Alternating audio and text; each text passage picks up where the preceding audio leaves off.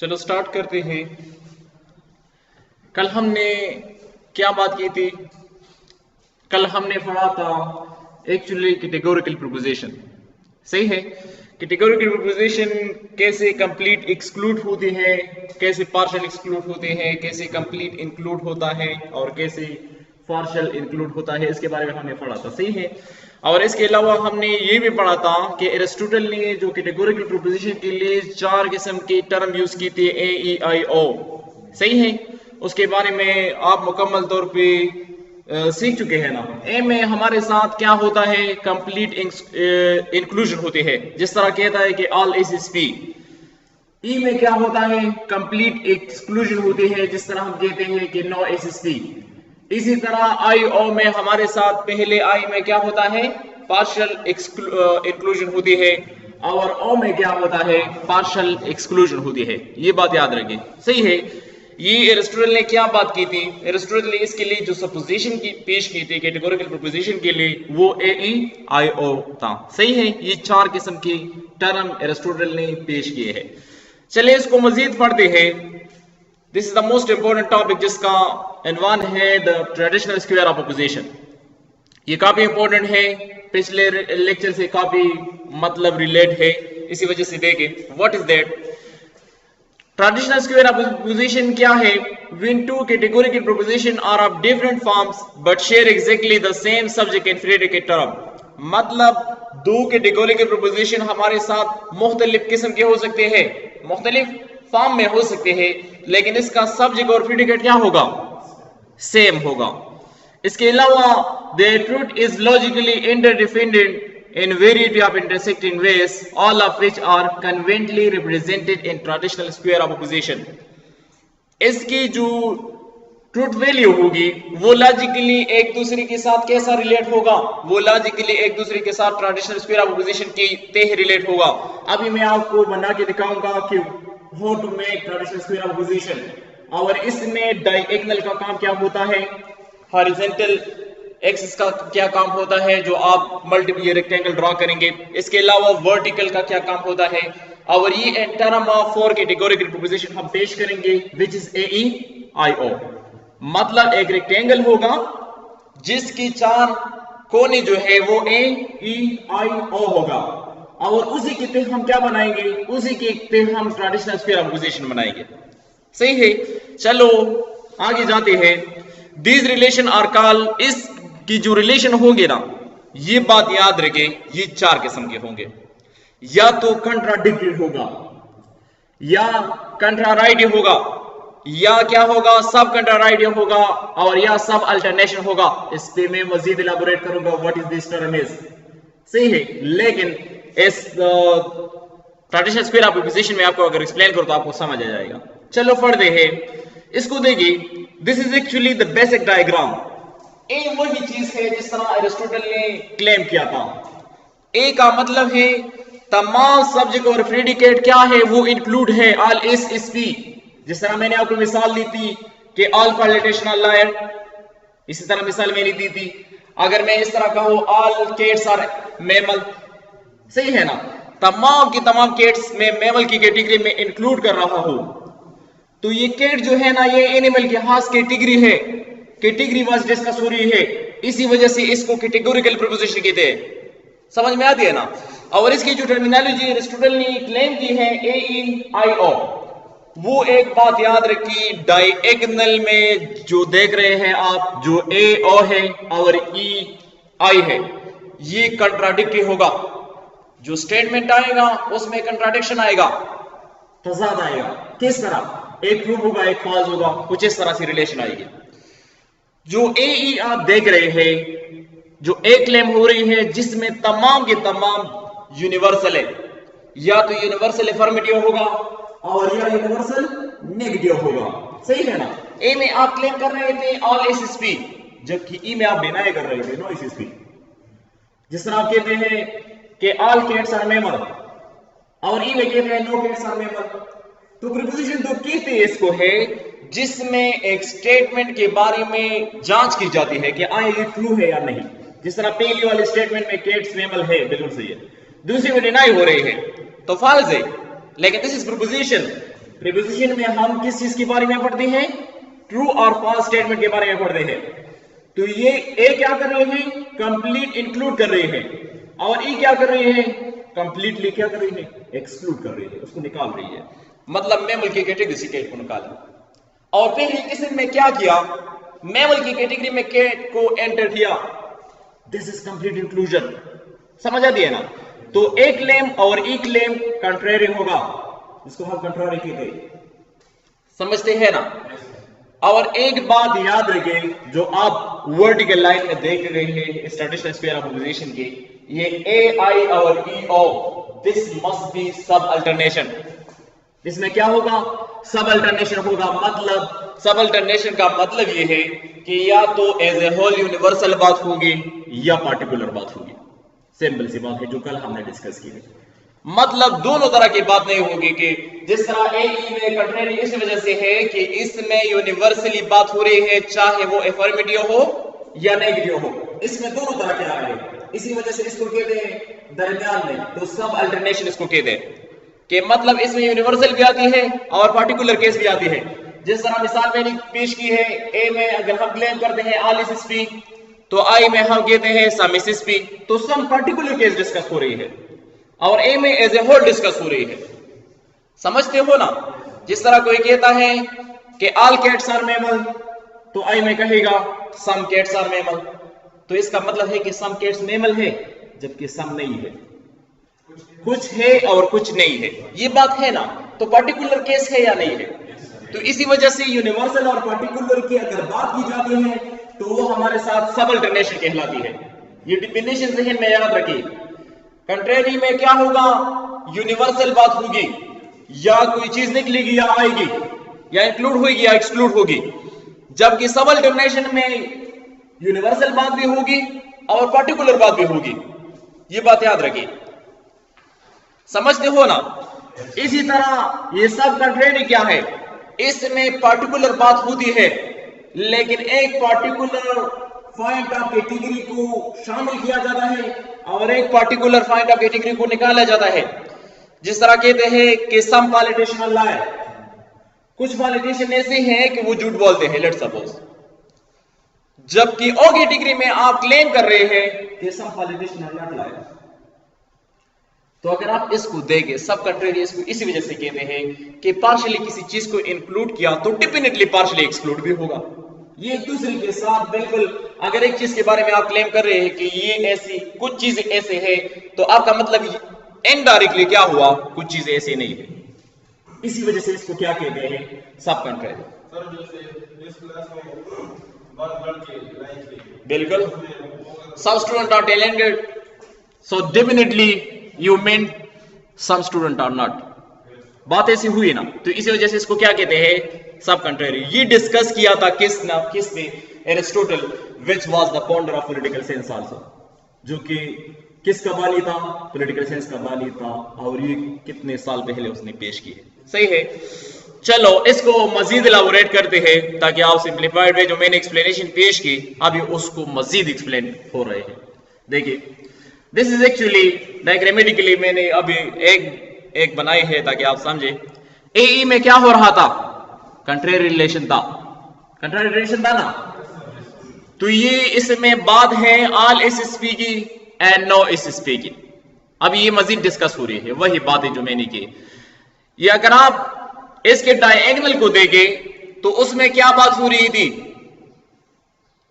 Diagonal में क्या बात थी?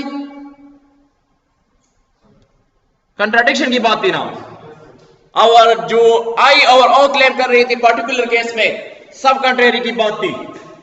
ये सारा कुछ जो ट्रेडिशनल स्क्वायर ऑफ अपोजिशन है इसमें तमाम की तमाम शामिल हो रहे हैं। इसी तरीके से ए का क्या मतलब है, ई का क्या मतलब है, आई का क्या मतलब है, ओ का क्या मतलब है, इसको इसी तरीके से याद करना है।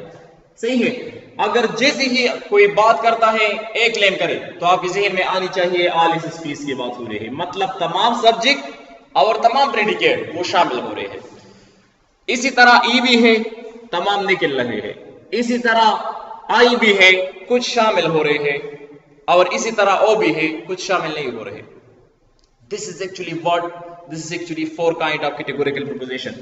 और इसके बारे में हम कल मुकम्मल तौर पे पढ़ चुके हैं कि यूनिवर्सल क्या होती है और नेगेटिव पार्टिकुलर क्या होती है। सही है। इसके अलावा अफर्मेटिव क्या होता है और नेगेटिव क्या होता है। ये 4 किस्म के टाइप हमने पढ़े हैं। ये उसी में ये ट्रेडिशनल स्क्वायर अपोजिशन असल में डील करता है वही चीजें। सही है। तो ये क्वेश्चन जब आएगा तो आपने जो डायग्राम है ना उससे सारा क्वेश्चन एक्सप्लेन करना है। मजीद ही एलाबोरेट हो रही है इधर पे, लेकिन डायग्राम से आपने याद करना है कि इसमें ये हुआ और ऐसे हुआ। जैसे कि ये सारे बातें जो मैंने अभी आपको की, अभी आपको एक्सप्लेन की, वही की वही बातें इधर पे दोहरा रही है। कि मतलब preposition that differ diagonally across from each other in this diagram, जो कि आपने देखा ए ओ है और ई आई है, ये कॉन्ट्राडिक्टरीज है। क्या है? कॉन्ट्राडिक्टरीज की बात होती है। No matter what their subject and predicate term happen to be, जो भी सब्जेक्ट और प्रेडिकेट में आ रहे हैं वो होगा। इसका मतलब ये है कि प्रीमिसेस चाहे गलत क्यों ना हो, आप जो सपोजिशन पेश कर रहे हैं वो गलत क्यों ना हो, वो तो प्रीपोजिशन है ना, उससे इसका कोई ताल्लुक नहीं है। लेकिन डायगोनल में ये डील करेगा किस चीज के साथ? कॉन्ट्राडिक्टरी स्टेटमेंट के साथ ही डील करेगा। किस तरह? मतलब अगर मैं कहता हूं कि ऑल कैट्स आर मैमल और दूसरी जगह पे डिनाई किया तो दूसरी बात गलत है ना, no cats are mammal, but this is preposition and term of preposition. आप इसको सारे को एक्सप्लेन करेंगे, चाहे आपकी स्टेटमेंट ट्रू है या फॉल्स है, इससे आपके कोई कंसर्न नहीं है। आपने जस्ट क्या करना है, अपने स्टेटमेंट को इस 4 पॉसिबल रिलेशन के साथ एक्सप्लेन करना है। जो भी स्टेटमेंट आपको पेपर में आ जाए, लेट्स सपोज पेपर में आता है कि ऑल फिलोसोफर आर एडलर, इसके मजीद 3 टाइप बनाए और ट्रेडिशनल स्क्वायर अपोजिशन के साथ एक्सप्लेन करें, तो आपकी इसके साथ कोई रिलेशन नहीं है कि तमाम फिलोसोफर जो थे वो बेकार बैठते थे, एडलर थे। लेट्स सपोज बात कर रहे हैं। सही है। आप तो कहते हैं कि नहीं ये तो जीनियस है, आपकी बिल्कुल इसमें कोई एनालिसिस नहीं है, आप इसको एज इट इज एक्सप्लेन करें। जो क्वेश्चन मेकर है उसको उसी तरीके से एक्सप्लेन करना है, because you are dealing with the categorical preposition. और प्रीपोजिशन में हमने ये पढ़ा था कि इसमें सिर्फ ट्रू स्टेटमेंट नहीं होती, इसमें पास भी हो सकती है स्टेटमेंट। सही है। तो आपने इसी तरीके से ये बात जो है ना आगे बढ़ानी है, समझते हो ना। तो ये वही की वही चीजें दोहरा रहे हैं जो मैंने अभी आपको एक्सप्लेन की। इसी तरीके से ये सारा कुछ जो है ना, लेट्स सपोज एक मिसाल जो इसने पेश की है कि no square are predators and some square are predator, तो कॉन्ट्राडिक्टरी स्टेटमेंट आ गया। सही है ना। इसमें जो क्लास डिसिग्नेटेड हुई है वो स्क्वायर की है जो कि लहरी होती है, और प्रीडेटर वो शिकारी है ना। तो ये क्या है? एक कॉमन मेंबर है कि मतलब कि लहरी किसी चीज के शिकार करेगी और अपने आप को पीट करेगी, ऐसा है ना। तो इसी तरीके से आपने सारा का सारा जो है ना spore kind of categorical preposition के साथ इसको एक्सप्लेन करना है। इस मिसाल की मतलब ये है कि आप इसको मुकम्मल तौर पे इसी तरीके से एक्सप्लेन करें जो क्वेश्चन में डिमांड हो अकॉर्डिंग टू क्वेश्चन। सही है। तो इसी तरीके से ये क्वेश्चन आएंगे और इसी तरीके से आपने एक्सप्लेन करने हैं, जिसमें ई केस जो है ना वो ट्रू है, आई फॉल्स है, लेकिन preposition deal with the true and false statement. मतलब प्रीपोजिशन वही चीजें हैं जो कि रीजनिंग की वही बिल्डिंग ब्लॉक है जिसमें आप डील करते हैं with the true statement and with the false statement. दोनों तरह से हो सकते हैं। मतलब स्टेटमेंट दो एक तरह की होगी, लेकिन या तो वो ट्रू होगा या फॉल्स होगा, वो तो आपने बाद में फैसला करना है। लेकिन प्रीपोजिशन दोनों तरह के स्टेटमेंट के साथ डील करते हैं, ये बात याद रखिए। इसी तरह जो दूसरी बात है ए प्रीपोजिशन में, लेट्स सपोज इसने मिसाल पेश की है all senator are facilitation and some senator are facilitation. सही है। इसमें क्या है? ए और ओ जो बिल्कुल वर्टिकली हो रहे हैं, उसमें वही कॉन्ट्राडिक्टरी स्टेटमेंट की बात हो रही है। सही है। तो उसी तरीके से ये सब अल्टरनेशन है असल में, और वही सब अल्टरनेशन की जो बात अभी की जा रही है वो क्या है? उसमें पहली दफा पे यूनिवर्सल बात की कि तमाम सेनेटर क्या है, और यूनिवर्सल अफर्मेटिव की बात की कि तमाम सेनेटर फाइलिटेशन है। दूसरी दफा में क्या बात की है? पार्टिकुलर बात की है, जिसको हम कहते हैं पार्शियल। और वही पार्शियल इंक्लूजन की बात कर रहे हैं कि पार्शियल एक्सक्लूजन की इधर पे बात हो रही है। सम सेनेटर आर नॉट फाइलिटेशन, जब नॉट की बात आती है तो कोई चीज एक्सक्लूड होती है। समझते हैं ना? This is also contradictory statement. This is also what? Contradictory statement है, लेकिन आपने in term of 4 categorical proposition इसको एक्सप्लेन करना है। ये सारा कुछ जो है ना, ये एज इट इज जो मैंने एक्सप्लेन किया वही बातें इधर पे विद एग्जांपल हो रही है। क्या कंट्राडिक्टरी की स्टेटमेंट पता ये चलेगा कि आप पहले स्टेटमेंट में जिस तरह आप बात करते हैं कि all politician, all senator are politician, ये हमने बात की ना। दूसरी में बात करते हैं कि सम सेनेटर आर नॉट पॉलिटिशियन, मतलब वो टेक्निकल पे हो सकते। तो कंट्राडिक्टरी स्टेटमेंट हुआ है नहीं, पहली दफा पे सबको इंक्लूड किया और फिर क्या किया, कुछ को इंक्लूड नहीं किया, तो कंट्राडिक्शन आ गई। तो इसी वजह से इसको कंट्राडिक्टरी स्टेटमेंट कहते हैं। इसी तरह सब कंट्रेरी जो मैंने अभी एक्सप्लेन की वो भी है कि इसमें कुछ शामिल होगी, कुछ शामिल नहीं होगी।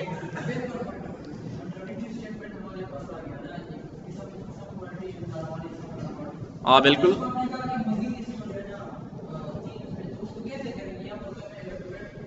अकॉर्डिंग टू क्वेश्चन, ये बात याद रखिए। अकॉर्डिंग टू क्वेश्चन उसने जो चीज मांगी है उसी को एक्सप्लेन करना है। मतलब अगर उसने traditional square of opposition as a whole मांगा है, आपने 4/4 स्टेटमेंट लिखनी है। अगर एज ए होल मांगा है, अगर उसने सिर्फ मांगा है कि आप सब कंट्रेरी को डिस्कस करें या सिर्फ कंट्रेरी स्टेटमेंट को डिस्कस करें या कंट्राडिक्टरी स्टेटमेंट को डिस्कस करें, तो आप in term of question explain करेंगे। अगर लेट सपोज कंट्राडिक्टरी की बात हो रही है तो कंट्राडिक्टरी में आप डायगोनल पे जाएंगे कि कंट्राडिक्शन जो है वो किधर पे होगा, डायगोनली डिस्कस करें। और डायगोनल के साथ जो ए आया था और इधर पे ओ आया था, इसी तरह ई आया था, आई आया था, इसी तरीके से आपने डिस्कस करना है कि इसी तरह से स्टेटमेंट। और एक क्लेम को आपको पता होना चाहिए व्हाट इज ए, और ये भी आपको पता होना चाहिए व्हाट इज ओ। तो इन टर्म ऑफ दैट आप डिस्कस करेंगे। जिस तरह सब कंट्रेरी की बात है तो आई ओ की बात की जाती है, तो आई में आपको पता होना चाहिए कि इसमें बात होती है कि some S S P, S mean subject and P mean predicate. लेकिन सम एसएसपी में सब्जेक्ट आप कोई भी ले सकते हो और प्रेडिकेट भी कोई ले सकते हैं। कोई भी एग्जांपल आप पेश करें और ओ भी पेश करें, सम इज नॉट पी, सही है ना? तो इसी तरीके से अगर आप एक्सप्लेन करेंगे तो ये क्या होगा, सब कंट्रेरियस होगा। समझ रहे हो? इसी तरीके से ये सारा ट्रेडिशनल स्क्वायर ऑफ ऑपोजिशन जो है इसी तरीके से आपने एक्सप्लेन करनी है, और ये काफी अहम टॉपिक है, सही है। जिस तरह सम लॉजिशियन और नॉट प्रोफेसर, ये सम लॉजिशियन और professor, this is actually what, this is I claim. I claim हो रही है इस प्रीपोजिशन में। कौन सी चीज क्लेम हो रही है? आई। लॉजिशियन क्या है? सब्जेक्ट है।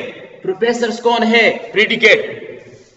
जो पहले डिस्कस हो रही है, this will be considered as subject. मैंने ऑलरेडी डिस्कस की है what is subject, what is copula, what is predicate in previous lecture. लेकिन ये बात याद रखे कि पहला आएगा सब्जेक्ट, फिर कनेक्टिंग जो हो रही है वो कोबला कहलाएगा। जिस तरह आर नॉट है या आर है, सही है ना? वो सब्जेक्ट और प्रेडिकेट को मिला रहे हैं, इसी वजह से इसको कहते हैं कोबला, लॉजिकल टर्म है। इसके अलावा आई भी एक्सप्लेन की, ओ भी एक्सप्लेन की। कोई कौन सी स्टेटमेंट आपकी ट्रू है, कौन सी स्टेटमेंट आपकी फॉल्स है, ये आप इसको कह सकते हैं एग्जामिनर को कि मतलब सम लॉजिशियन और प्रोफेसर, ये बात सही है, सम लॉजिशियन आर नॉट प्रोफेसर। तो ये थोड़ा सा एनालिसिस करके इसको एक्सप्लेन करें in term of your point of view, वो सिर्फ आपकी कंसेप्ट देखेगा। इसी तरीके से ये सारा कुछ होता है यूनिवर्सल और पार्टिकुलर प्रोपोजिशन में, वही बातें हैं, सही है। पहले तो आपने सीखा है what is actually universal and what is actually particular. इसमें दोबारा थोड़ा सा मैं आपको दोहरा दूं, यूनिवर्सल में बात एज ए होल होगी, ये बात याद रखें, वही जो अभी मैंने डिस्कस की, एज ए होल होगी। जिस तरह ऑल की बात है या नो की बात है, या कोई चीज तमाम के तमाम आप शामिल करेंगे या तमाम के तमाम निकालेंगे, दिस यूनिवर्सल। जिस तरह मैंने पीस की मिसाल दी थी, अगर कॉलेज में कोई बंदा आता है और एडमिनिस्ट्रेटिव स्टाफ से मिलता है, कहता है पीस कितने हैं और वो उसको बताता है इतने हैं, और आप कहते हैं कि कंसेशन की कोई बात होती है तो वो कहते हैं नहीं ये सबके लिए यूनिवर्सल रूल है। तो वो अपनी तमाम रूल किसी एक बंदे के लिए चेंज नहीं करेगा, दिस इज यूनिवर्सल। लेकिन पार्टिकुलर में होता क्या है, एक के लिए एक रूल, दूसरे के लिए दूसरा रूल, स्पेसिफिक होता है। पार्टिकुलर कहते भी इसी वजह से है तो इसी तरीके से ये यूनिवर्सल और पार्टिकुलर प्रीपोजिशन मैंने ऑलरेडी डिस्कस की है। The A and E part is called universal and the I और O part is called particular. ये बात याद रखिए। और ए क्या क्लेम कर रही है according to Aristotle point of view, और ओ क्या क्लेम कर रही है, ई क्या क्लेम कर रही है, ये आपको बिल्कुल पता होना चाहिए। सही है? तो ये अगर आपको याद हो तो क्वेश्चन में कुछ भी नहीं है। सही है? जिस तरह ए ई हो गया यूनिवर्सल बात होगी, एक में अफर्मेटिव केस है दूसरा में नेगेटिव है लेकिन यूनिवर्सल है। जिस तरह आई ओ है पार्टिकुलर बात है लेकिन एक में अफर्मेटिव है दूसरा में नेगेटिव है, वही बात है। समझ रहे हो ना? कोई क्वेश्चन?